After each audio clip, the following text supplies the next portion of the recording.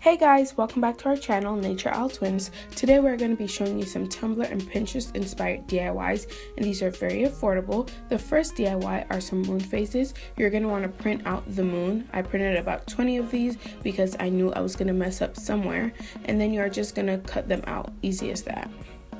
Then you're going to take one moon and measure another moon into whatever size crescent that you want it, and then cut it out. This is very simple to do. You could do as many moon phases as you want. You could do 7, you could do 9, you could do 5. I ended up doing 9 of them, so it's that easy. You could use different pictures of the moons, different angles, whatever you want, and this is how they turned out. And then you just needed some double-sided tape, stick it on the wall, and you're all done. It spices up a simple wall instantly.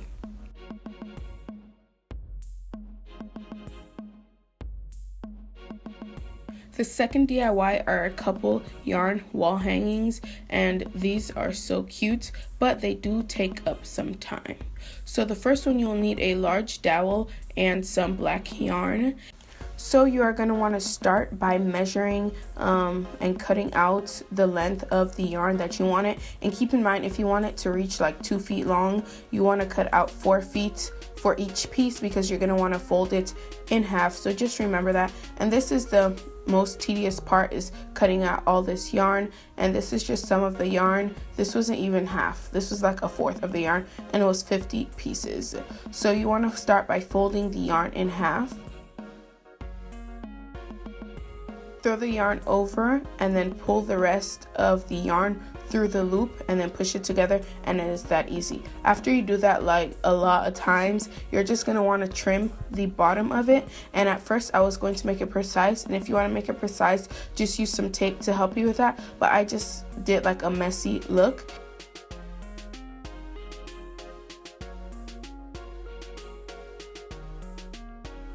And then after, I took some braiding clips because I couldn't find any other type of beads from the beauty supply store. They were just $1, and some spray paint from Walmart for $1. And I spray painted this white because, as you could tell, our living room is a white and black theme.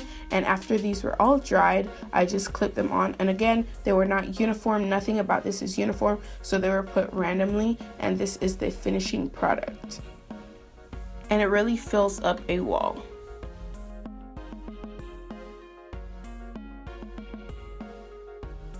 The next one, you're going to need shorter pieces of yarn, and you're going to need groups of them.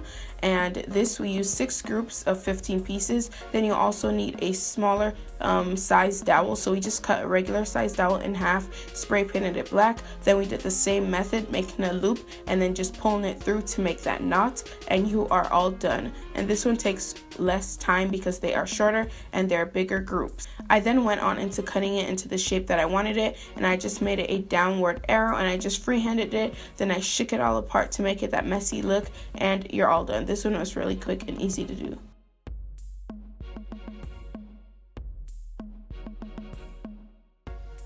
The next one, we used a different type of yarn. It was not as thick, but it still turned out cute, and I used some tape to help me with the shape.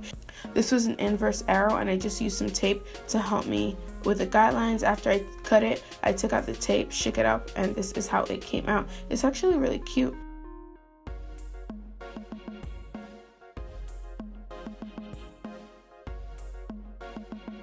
The next DIY are some coasters, and I absolutely loved how these came out. So you're gonna need some coasters. Got these from the Dollar Tree for only $1 each. You'll also need some spray paint, again from Walmart, only $1 each, and some gravel from the dollar store. You'll also need some jewelry resin that you could find at any craft store, and I recommend getting the 16-ounce ones because these, you need 2 ounces per coaster, and this was about 20 bucks, and you could get a 40% off coupon. You start off by spray painting the coaster black, and the other half of the coasters are spray painted white. After they dried for a few hours, I took some glue. I just randomly found this one at the dollar store. I put it all over the bottom, and then I poured some of the gravel in there, and I made sure to pack it in and then pressed it down. Again, you just add some glue all over. You could even use Elmer's glue. You take some gravel, pack it in there, and press it down. Then you leave it to dry for like a couple hours, and then you want to dump the excess gravel out. And you also want to make sure that the pieces that are sticking up, they aren't too big. And then you will let the gravel and the coasters dry overnight. I do recommend you to read the instructions on the box of your resin because I am not a pro of this, but this resin, it calls for 1 part of one liquid and 1 part of the other liquid, the hardener and the resin. So I put 1 ounce of the hardener, 1 ounce of the resin, and then I just stirred that together for about 1 to 2 minutes until it turns clear. Again, make sure you follow the instructions on your box, and I will try and link the video down below that taught me how to use it. So you just mix until it is clear. Then you're going to want to pour it all in. Again, each coaster called for about 2 ounces, 1 ounce of each liquid for each coaster. That's why I do recommend the bigger box, because I bought the 4 ounces to begin with and I needed the 20 ounce. Then you are going to want to take a straw and blow on the resin to make sure all the bubbles are all gone. Then I did the same thing for the white, just mix it all together and poured it in there. Then I used my straw, and you have to let these sit for 24 hours, at least 24 hours, because it's a larger amount of resin, and then you could use these. I absolutely love how these came out. I love the black ones even more. Like, it looks so beautiful, kind of reminds me of the beach. The last DIY is a flower garland. I saw this on Tumblr and I had to make it.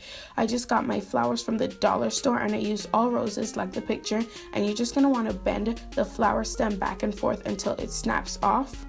And then you are going to lay your string and the stem together, then add a dot of hot glue.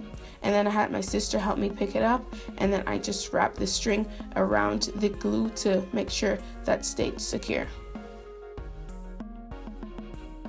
Again, you lined up the stem and the string, you add some hot glue, then you wrapped the string around the stem to secure that in place. After that, you are all done. I absolutely love it. It just made that blank wall pop out even more. It is so cute. So thank you guys so much for watching this video. Down below, please tell me which was your favorite DIY. Thank you guys so much for watching. Bye.